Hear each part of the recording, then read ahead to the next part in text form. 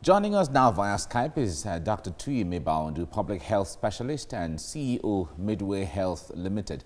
It's nice to have you join us right now, Dr. Mebaondu. Now, one would say that there is no amount of investment that will be adequate or enough in health as it is right now, especially in a pandemic like this. But however, how do you assess, or how do you welcome the government's investment to acquire more test kits, rather? It's desirable because if you look at the actions that are necessary to beat down any health emergency like this pandemic, we need to put action on prevention, we need to put action on detection, and we need to put action on what I would call response. These three pillars are very important. Of course, prevention, we're not there because all we have been doing, we're not seeing the effects, as it is. Now, detection is very key. And one of the key components of detection of this pandemic is testing.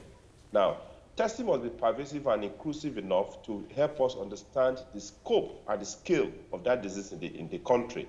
And then, the key aspect of the testing is the procurement of those kits, machines, laboratories, human resources, as it is. So it is essential that if government says they're going to get more of those testing machines, so be it. We welcome it because at the end of the day, we see that Nigeria, with population of 200 million, has just done 341 or so thousand tests, 341,000 tests in all the spectrum, which is quite low. Because if you compare Nigeria with Ghana and you compare Nigeria with Ethiopia, Ghana has done more than 500,000 tests. South Africa has done as much as 3.1 million. Even Ethiopia has done more than 1 million tests, and their population is still far less than that of Nigeria. So it put us below par, and it structure our deeper understanding of the scale and how to respond. Because the testing is what's going to tell you exactly where you are and what response you should do. So it is welcome that at the end of the day, we're getting more kits and trying to collect. We have a collection center in each of the local government. But let's also be mindful of the fact that testing is not just collection of samples. Testing is not just saying that, okay, well, we're buying equipment. What is the delay time? What's the time it takes for us to take a sample and return the result? And then after that, after you must have returned the result, what are the actions we're going to take? Is it robust enough to say that even if you have the confidence to come and do the test, then you are going to get treatment, you are going to get attention, you are not going to be discriminated against. These are also the key components that can help us beat down the pandemic. Of course, Doctor, 8.49 billion naira, some persons would say, is a lot of money, but how far can these funds go in actually revamping the health sector? Because a lot of persons have said that this is an opportunity to actually revamp that sector and see how best we can manage health emergencies like this. Now again, 8.4 billion naira, if you convert it in real time to the dollars, from where those products are going to be bought, is nothing. But we've seen commitment from different partners, because Bill Gates committed money, EU committed money. America just donated another 200 ventilators to Nigeria. So these commitments are coming, and then there's $33 million that was supposed to come. But again, it is important for us that even the amount of money is used judiciously. There's a huge challenge of trust, with government and the management of this COVID, even at the level of government and private levels, that, okay, people are wondering what has happened. So we're not seeing sufficient bang for the bucks that will be put into this COVID thing. And as such, when the figures are bandied around, people just look at it and say, well, we hope this one works. But let's also face the fact that what we're dealing with in Nigeria is not just COVID, in terms of health, it's not just COVID alone. We have areas of diseases, tuberculosis, HIV, but again, COVID is a pandemic that we have to face now. We have chronic diseases, we have diabetes, we have hypertension, we have infectious diseases. There's a breakout of different epidemics in this country on a regular basis. It's a unique opportunity to help beat back some of these health challenges, but it must be done that the money is spent and we get the right bang for the bucks we're putting in. When it comes to releasing monies, a lot of Nigerians are happy monies are being released. But there are always the question as to the transparency, the utilization, the honesty, the straightforwardness, and the openness in how those monies are disbursed. 8 billion naira is a lot of money, but it certainly will not cater for everything in the health sector, even in the area of COVID-19. But how is utilized? Nigerians would like to know. What do you think should be the focus here as the monies are being released?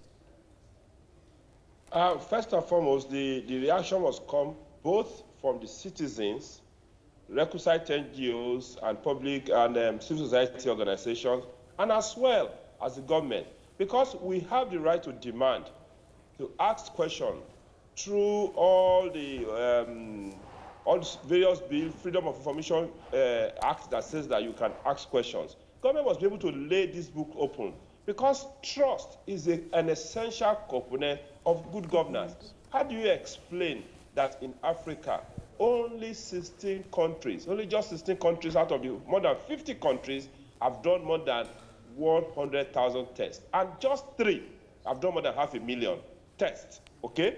And these are the countries that are really, in some endowment, you cannot compare them to Nigeria. They're even far lower than us. Ghana is lower than us. Ethiopia is lower than us. But why is it that those countries can do more than 500,000 tests within their population, and we are barely doing 341,000 tests?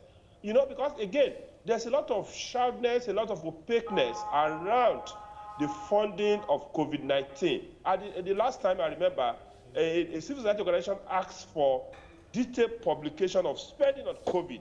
Government should have, we didn't wait for something to happen.